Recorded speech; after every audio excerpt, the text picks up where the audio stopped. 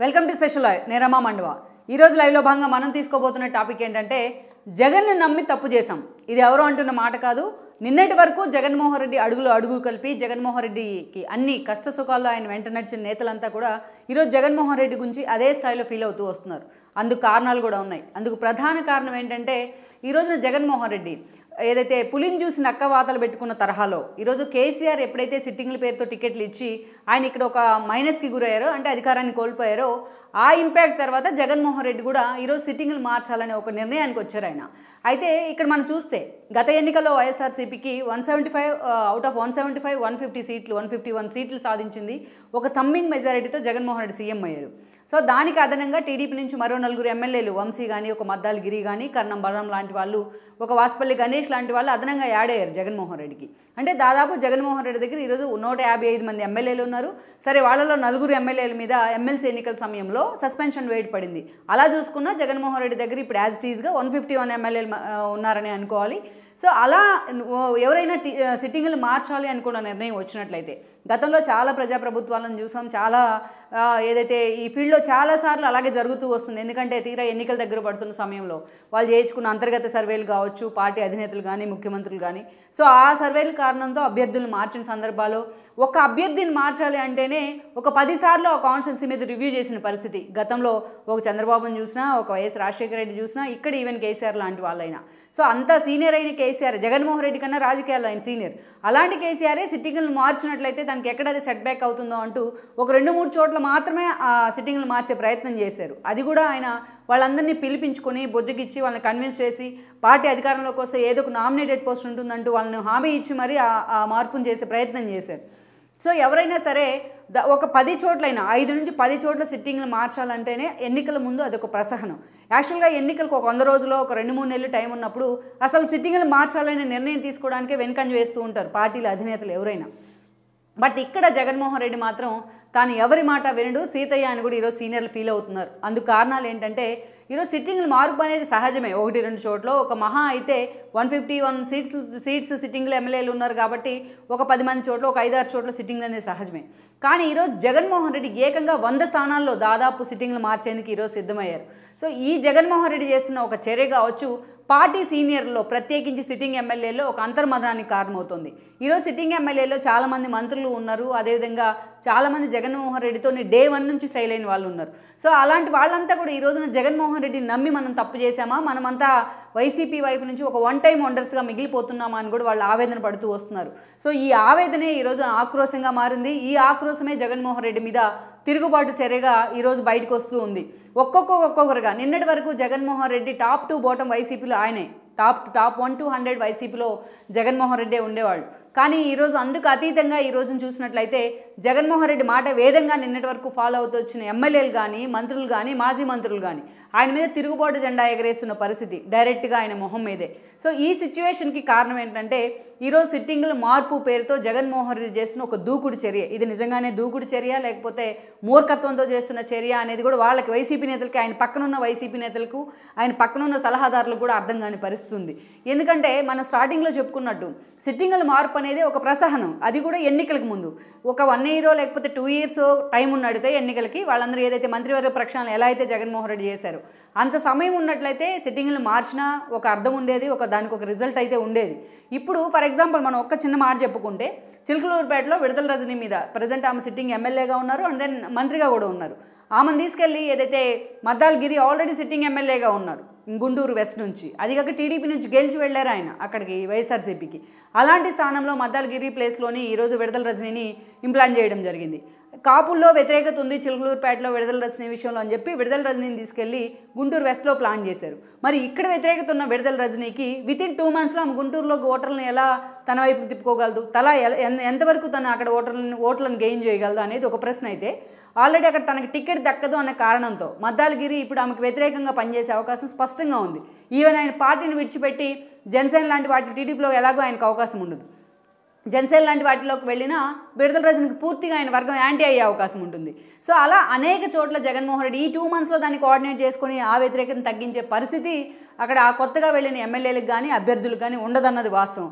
అయితే ఇంత చిన్న చిన్న విషయాలను గ్రహించలేని అమాయకుడా జగన్మోహన్ రెడ్డి, లేకుంటే ఆయన నిజంగానే మనం ముందు చెప్పుకున్నట్లు సీతయ్య తరహాలో ఎవరి మాట వినడు అన్న తరహాలోనే పనిచేస్తున్నారన్న చర్చ కూడా ఈ రోజున హాట్ టాపిక్ అవుతూ వస్తుంది. ఈరోజు సిట్టింగ్ల మార్పు అనేది మనం చెప్పుకున్నట్టు సహజమే, కానీ అది ఏ 5గురో లేకపోతే మహా అయితే పెద్ద స్థాయిలో మార్చాలనుకుంటే ఒక 10 మంది, ఎందుకంటే 151 టోటల్ 175 ఉన్నాయి. ఇప్పుడు జగన్మోహన్ రెడ్డి ఖాతాలో 151 ఉన్నాయి కాబట్టి.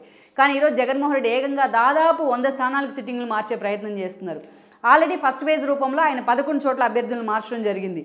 సో లైక్ విడుదల రజనీ కావచ్చు, అదేవిధంగా గాజువాక ఎమ్మెల్యే విషయంలో కావచ్చు, అలా ఏదైతే కొండేపి ఎమ్మెల్యేగా ఎమ్మెల్యే అభ్యర్థిగా ఆదిమూలంను పంపించడం కావచ్చు, సంతనూతుల ఎర్రగొండపాలెం ఎమ్మెల్యేగా ఉన్న మంత్రి ఆదిమూలం సురేష్ను ఇలా ఆయన ఒక ప్రయోగం అయితే చేశారో అది కూడా వర్కౌట్ కాలేదు. అక్కడ కూడా ఒక సఫికేషన్ అయితే ఎదురవుతూ వస్తుంది. ఇక ఎప్పుడైతే జగన్మోహన్ రెడ్డి వైపు నుంచి వస్తున్న కొన్ని లీకులు కానీ అటు మిథున్ రెడ్డి ఇటు పెద్దిరెడ్డి లాంటి వాళ్ళని కూర్చోబెట్టుకుని జగన్మోహన్ రెడ్డి ఎవరైతే అసంతృప్త ఎమ్మెల్యేలను బుజ్జగించే ప్రయత్నం అయితే జరుగుతోంది, అది కూడా చిన్న ప్రయత్నమే. డైరెక్ట్గా ఒక ఎమ్మెల్యేని మార్చాలి అనుకుంటే వాళ్ళని ముందుగానే పిలిపించుకోవడం కానీ, అక్కడ కొత్తగా ఎవరన్నా ఇంప్లాంట్ చేస్తుంటే వాళ్ళని తీసుకొచ్చి ఆయనకు పరిచయం చేయడం కానీ, కన్విన్స్ చేసే ప్రయత్నం కానీ, అధికారంలోకి వచ్చిన తర్వాత ఒక స్పష్టమైన హామీ కానీ జగన్మోహన్ రెడ్డి చేయట్లేదు. ఆల్రెడీ డిసైడ్ చేసుకున్న తర్వాత ఎమ్మెల్యేని మారుస్తున్నాను, మీకు టికెట్ అక్కడ ఇవ్వట్లేదు అని నిర్మోహమాటంగా వాళ్ళని తాడేపల్లి నుంచి ఫోన్ చేసి మరీ పిలిపించుకుంటున్నారు. ఈరోజు మొన్నటి వరకు అసలు జగన్మోహన్ రెడ్డి అపాయింట్మెంట్ ఎప్పుడు దొరుకుతుందా అని ఎదురు చూసిన ఎమ్మెల్యేలు ఈరోజు తాడేపల్లి నుంచి ఫోన్ వస్తుందంటేనే వణికిపోతున్నారు, ఒక మాటలో చెప్పాలి అంటే. సో ఈరోజు జగన్మోహన్ రెడ్డి దగ్గర నుంచి ఫోన్ వస్తే వాళ్ళని అక్కడ కూర్చోబెట్టి మీకు టికెట్ రాదు అని మెజారిటీ వాళ్ళకి చెప్పే ప్రయత్నం చేస్తున్నారు. ఎక్కడో ఒకరిద్దరు, గుడివాడ అమర్నాథ్ లాంటి వాళ్ళు జగన్మోహన్ రెడ్డి తనకి మంత్రి పదవి ఇచ్చి తనను గొప్పగా నిలబెట్టారు కాబట్టి నాకు టికెట్ ఇవ్వకపోయినా నేను ఆయన వెంటే సేల్ అయ్యే ప్రయత్నం చేస్తానని చెప్తూ వస్తున్నారు. అలా కొంతమంది మాత్రమే ఉన్నారు. లైక్ ఈరోజు మార్గాని భరత్ను హఠాత్తుగా ఆయన ఎంపీ కాదు నువ్వు రేపటి ఎన్నికల్లో ఎమ్మెల్యేగా పోటీ చేయాలని చెప్పారు. సో ఆయన కూడా అర్బన్కి పంపిస్తూ ఉన్నారు, రాజమండ్రి అర్బన్కు. ఆయన కూడా బయటకు వచ్చి నేనే ఎమ్మెల్యే టికెట్ అడిగాను అంటూ కూడా లోపల జరిగిన దానికి భిన్నంగా బయట మీడియా ముందుకు వచ్చి మాట్లాడుతున్నారు. అలా మొత్తం ఓవరాల్గా చూస్తే ఈరోజు 151లో ఒక 10 మంది నేతలు తప్ప మిగతా నేతలంతా కూడా ఈ విషయంలో ఒక సఫికేషన్ అయితే ఫీల్ అవుతూ వస్తున్నారు. ఆ సఫికేషనే ఈరోజు మనం ఇందాక చెప్పుకున్నట్టు ఒక ఆక్రోశమే ఆవేశంగా మారింది. ఏకంగా జగన్మోహన్ రెడ్డి మీద తిరుగుబాటుకే సిద్ధమవుతూ ఉన్నారు. అలాంటి నేతలను మనం చూసినట్లయితే మొదటి లిస్టు 11 మంది ఎప్పుడైతే జగన్మోహన్ రెడ్డి తీసుకొచ్చారో తెర మీదకి, అప్పుడే చాలామంది నెక్స్ట్ తమ సీటు కిందకే నీళ్ళు వస్తాయని కూడా చాలామంది ఫీల్ అవుతూ వచ్చారు. అలాంటి వాళ్ళలో ముందుగా చెప్పుకోవాలంటే బాలినేనే. ఎన్నోసార్లు ఆయన తన అసంతృప్తిని జగన్మోహన్ రెడ్డి మీద ఉన్న తన అసంతృప్తిని తన మంత్రి పదవర్గం నుంచి తొలగించినప్పుడు కావచ్చు, ఏదైతే తన అనుచరుల మీద భూ ఆక్రమణల దందా ఆరోపణలు వచ్చిన సమయంలో కావచ్చు, అనేక సార్లు జగన్మోహన్ రెడ్డి మీద ఆయన తిరుగుబాటు జెండా ఎగరేస్తూనే మాట్లాడుతూ వచ్చారు. ఆయన అనేక సార్లు తాడేపల్లికి పిలిచి బుజ్జగించినా బట్ ఆయనకున్న ఒక స్థానికంగా ఉన్న ఒక అధికారులతో ఉన్న ఒక నెగోషియేషన్ కానీ స్థానిక నేతలతో ఉన్న ఒక ఆధిపత్య పోరుగానైతే ఒక దారికి రాలేదని అనుకోవాలి. జగన్మోహన్ రెడ్డి కూడా బాలినేనికి ఆ స్థాయిలో ప్రయారిటీ ఇవ్వలేదని అనుకోవాలి. సో బాలినేని ఈ రోజున చంద్రబాబు నాయుడు స్కిల్ డెవలప్మెంట్ కేసులో అరెస్ట్ అయిన దగ్గర నుంచి ప్రతి అంశంలో కూడా టీడీపీకి అనుకూలంగా మాట్లాడుతూ వస్తున్నారు. రేపటి ఎన్నికల్లో టీడీపీ అధికారంలో రావడం ఖాయమంటూ మాట్లాడారు. వాళ్లే వస్తే మన పరిస్థితి ఏంటంటూ కూడా ఒక దశలో మాట్లాడారు. ఇంతటి దరిద్రమైన ప్రభుత్వాన్ని నేను ఎప్పుడూ చూడలేదంటూ కూడా ఓపెన్గా స్టేట్మెంట్ ఇచ్చున్నారు. ఇక ఇటీవల చూసినట్లయితే కేసీఆర్ తెలంగాణలో ఓడిపోయిన తర్వాత ఇక్కడ కూడా జగన్మోహన్ రెడ్డి ఓడిపోవడం ఖాయమంటూ ఆయన నేను బెట్టింగ్లు కూడా కాశాను అంటూ కూడా మాట్లాడారు. సో ఇదంతా ఒక ఎత్తు అయితే బాలినేని లాంటి వాళ్ళ తర్వాత ఈరోజు చూసినట్లయితే ఒక సత్యవేడు ఎమ్మెల్యే ఆదిమూలం ఈరోజు ఆయన చాలా నెమ్మదస్తుడు, చాలా వివాదరహితుడని పేరుంది డే 1 నుంచి అని. ఈరోజు ఆయన పిలిచి మీ మీద వ్యతిరేకత ఉంది, స్థానికంగా మీకు టికెట్ ఇవ్వమని చెప్పిన పరిస్థితుల్లో అక్కడ చూస్తుందంతా కూడా పెద్దిరెడ్డి వర్గమే కదా, ఇంకా నా ఎమ్మెల్యే పని అక్కడ ఏముంది, నా మీద ఎందుకు వ్యతిరేకత ఉంది, ఉంటే గింటే పెద్దిరెడ్డి వర్గం మీద కదా ఉండాలంటూ కూడా ఆదిమూలం ఎదురు తిరుగుతున్న పరిస్థితి. అంత సౌమ్యంగా ఉన్న సౌమ్యుడని పేరున్న ఆదిమూలం లాంటి వాళ్ళే. ఇక అక్కడి నుంచి వచ్చినట్లయితే మనం ఈరోజు ఏకంగా వంశీ లాంటి వాళ్ళని, గన్నవరం ఎమ్మెల్యేగా 2 సార్లు గెలిచిన వంశీని ఈ రోజున విజయవాడ ఎంపీగా పంపిస్తానంటూ కూడా మొన్నటి నుంచి జగన్మోహన్ రెడ్డి ప్రకటనలు చేస్తూ ఉన్నారు. ఈ క్రమంలోనే ఈరోజు వంశీకి నిజంగానే ఒక వణుకైతే స్టార్ట్ అయింది. ఈరోజు గన్నవరంలోనే తాను గెలుస్తానా లేదా అనే ఒక అంచనాలు ఉన్నాయి. జగన్మోహన్ రెడ్డి చేయించుకున్న సర్వేల్లో కూడా వంశీకి ఈసారి ఓడిపోవడం ఖాయమన్న అంచనాలు కూడా వచ్చాయి. ఈ క్రమంలోనే వంశీని ఎంపీగా పంపిస్తానని జగన్మోహన్ రెడ్డి నిర్ణయం తీసుకున్నారు. కానీ తాను ఎమ్మెల్యేగా గెలవని పరిస్థితిలో ఇక విజయవాడ వెళ్తే కేసీఆర్ నాని లాంటి ఒక సీనియర్ నేత ముందు తాను ఎలా గెలుస్తానన్న ఆవేదన వంశీలో ఉంది. అందుకే ఈరోజు తాను ఎంపీగా అటు పోటీ చేయలేకపోతున్నారు, ఇటు ఎమ్మెల్యేగా జగన్మోహన్ రెడ్డి ఆయనకి టికెట్ ఇచ్చే పరిస్థితి లేదు, ఎలాగలాగా కష్టపడదామంటే. సో వంశీ ఇప్పుడు ఒక సఫకేషన్ అయితే ఫీల్ అవుతూ వస్తున్నారు. తన సఫకేషన్ని తన అనుచరుల వద్ద తన ఆవేదన రూపంలో కూడా ఆయన వెళ్ళగలుగుతూ ఉన్నారు. రేపో మాపో వంశీ నిజంగానే వైసీపీ నుంచి ఎగ్జిట్ అయినా ఆశ్చర్యపోవక్కర్లేదన్న చర్చ జరుగుతోంది. ఇలాంటి ఇష్యూస్, ఒక బాలినేని వంశీ లాంటి ఇష్యూస్ మర్చిపోకముందే ఈరోజు గిద్దలూరు ఎమ్మెల్యేగా ఉన్న అన్నా రాంబాబు, గతంలో ఆయన ప్రజారాజ్యం నుంచి ఎమ్మెల్యే అయి ఉన్నారు. ఆ తర్వాత గ్యాప్ వచ్చింది. తర్వాత మొన్నటి ఎన్నికల్లో వైఎస్ఆర్సీపీ నుంచి గిద్దలూరు ఎమ్మెల్యేగా గెలవడం జరిగింది. అయితే గిద్దలూరు ఎమ్మెల్యేగా ఒక మోనోపల్లీగా, ఒక ఆధిపత్య పోరు, ఒక ఈగోయిస్టిక్ నేచర్ ఉన్న వ్యక్తిగా ఆయన కొన్ని విషయాల్లో పేరున్నప్పటికీ, ఆ జనసేనతో అనేక రకాల నెగోషియేషన్ ఉన్నప్పటికీ వ్యక్తిగతంగా మాత్రం ప్రజా సమస్యల మీద కానివ్వచ్చు జనంలో ఉంటాడనే పేరైతే ఉంది ఒక ఏదైతే అన్నా రాంబాబుకి. అలాంటి అన్నా రాంబాబుకి జగన్మోహన్ రెడ్డి చేయించుకున్న సర్వేల్లో ఈరోజు రాంగ్ ఇన్ఫర్మేషన్ వచ్చింది. పూర్తి స్థాయిలో ఆయనకి టికెట్ ఇచ్చే అవకాశం లేదన్న ప్రచారంతో అన్నా రాంబాబు ముందుగానే అలర్ట్ అయ్యారు. నేను నెక్స్ట్ ఎలక్షన్స్లో పోటీ చేయబోవట్లేదు అంటూ కూడా ఒక సంచలన ప్రకటన చేశారు, జగన్మోహన్ రెడ్డికి షాక్ ఇచ్చేలా.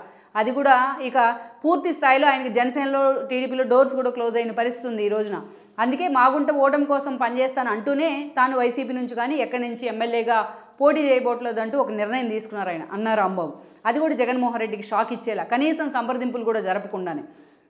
ఇక అక్కడి నుంచి మనం వచ్చినట్లయితే కూడా అత్యంత కీలక నేత ఎవరంటే కృష్ణా జిల్లా నుంచి జగన్మోహన్ రెడ్డి వెంట అందరికన్నా ముందు నడిచిన నేత కొలుసు పార్థసారథి. ఆయన కాంగ్రెస్ హయాంలో ఎమ్మెల్యేగా పనిచేశారు, వైఎస్ఆర్ క్యాబినెట్లో మంత్రిగా కూడా పనిచేశారు. ఒక యాదవ్ సామాజిక వర్గానికి చెందిన వ్యక్తిగా పెనమలూరు కాన్స్టిట్యున్సీలోనే కాదు ఉమ్మడి కృష్ణా జిల్లాలో కూడా పార్థసారథికి ఒక సోలో ఇమేజ్ అయితే ఉంది.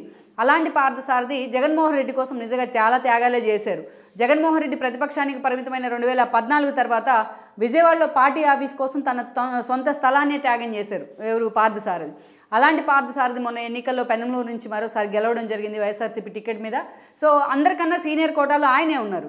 కానీ జగన్మోహన్ రెడ్డి ఆయన పక్కన పెట్టి, పార్థసారథిని పక్కన పెట్టి అనేక మందికి కృష్ణా జిల్లా నుంచి పేరుని నాని, కొడాలి నాని లాంటి వాళ్ళకి మంత్రి పదవులు ఇచ్చారు. ఆ తర్వాత మరోసారి మంత్రివర్గ పునర్వ్యవస్థీకరణలో భాగంగా కూడా పార్థసారథిని అసలు కన్సెంట్ కింద తీసుకోలేదు జగన్మోహన్ రెడ్డి. సో ఆ ఆవేదన వెలగక్కుతూ ఉన్నారు ఈ రోజున పార్థసారథి.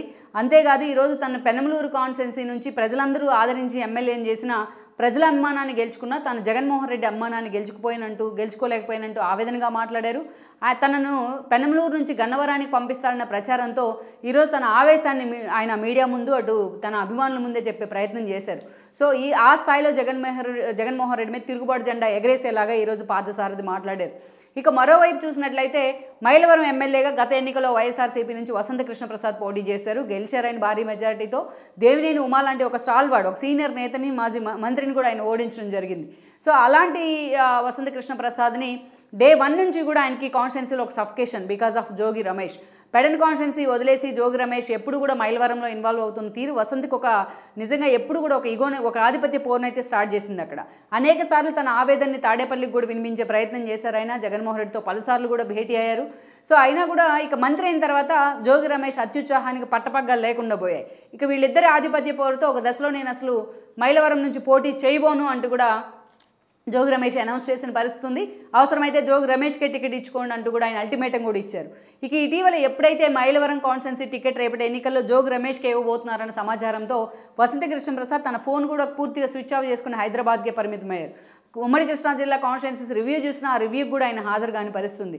సో ఎట్టకేలకు ఆయన బతంలాడి బావాడి ఈరోజు తీసుకొచ్చి ఆయన్ని జగన్మోహన్ రెడ్డి ముందు కూర్చోబెట్టినా బట్ ఏదైతే వసంత కృష్ణప్రసాద్ మాత్రం ఈ రోజున మైలవరం కాన్స్టిట్యున్సీ విషయంలో కానీ అటు జోగి రమేష్ ఇన్వాల్వ్మెంట్ విషయంలో కానీ ఆయన ఎక్కడ కన్విన్స్ కాలేదనే చర్చ అయితే జరుగుతోంది. ఇలా మనం చూసినట్లయితే ఒక బాలినేని కాదు, ఒక వసంత కాదు, ఒక పార్థసారథి కాదు, ఒక ఆదిమూలం కాదు, ఈరోజు జగన్మోహన్ రెడ్డి వెంట నడిచిన నేతలంతా కూడా ఆయన మీద పూర్తి స్థాయిలో తిరుగుబాటు జెండా ఎగరేస్తున్న పరిస్థితి అని కనిపిస్తోంది.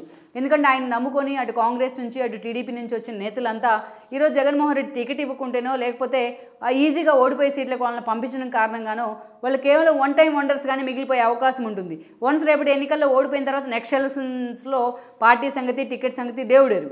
సో అలాంటి సిచ్యువేషన్లో ఈరోజు ఎమ్మెల్యేలంతా జగన్ను నమ్ముకుని తప్పు చేశామన్న ఆవేదనలో ఉన్నారు. ఇది ఒక నిజంగానే వైసీపీలో ఒక పెను ప్రకంపనలకైతే దారితీయబోతోందని కూడా అంటున్నారు. సో పెద్దిరెడ్డి సజ్జల లాంటి వాళ్ళే టార్గెట్గా చేయిస్తుందంతా జగన్మోహన్ రెడ్డి అయినా సో ఈ సాఫ్ట్ కార్నర్ మాత్రం పెద్దిరెడ్డి లాంటి వాళ్ళు, మిథున్ రెడ్డి లాంటి వాళ్ళు, అండ్ దెన్ సజ్జల్ లాంటి వాళ్ళే ఈరోజు వీళ్ళందరికీ కూడా సాఫ్ట్ టార్గెట్ అవుతూ ఉన్నారు. మరి ఈ పరిణామాలు వైఎస్ఆర్సీపీలో ఒక అలజడిని అయితే తీసుకొస్తూ ఉన్నాయి. సో మరి తనను నమ్ముకున్న సీనియర్ల విషయంలో కూడా జగన్మోహన్ రెడ్డి ఎవరి మాట వినకుండా అంత మూర్ఖంగా ముందుకెళ్లే ప్రయత్నం ఎందుకు చేస్తున్నారనేది మాత్రం ఈరోజు $1 మిలియన్ ప్రశ్నగా మారిందన్నది వాస్తవం. ఈ వీడియో మీకు నచ్చినట్లయితే please share, like and subscribe R24 Telugu.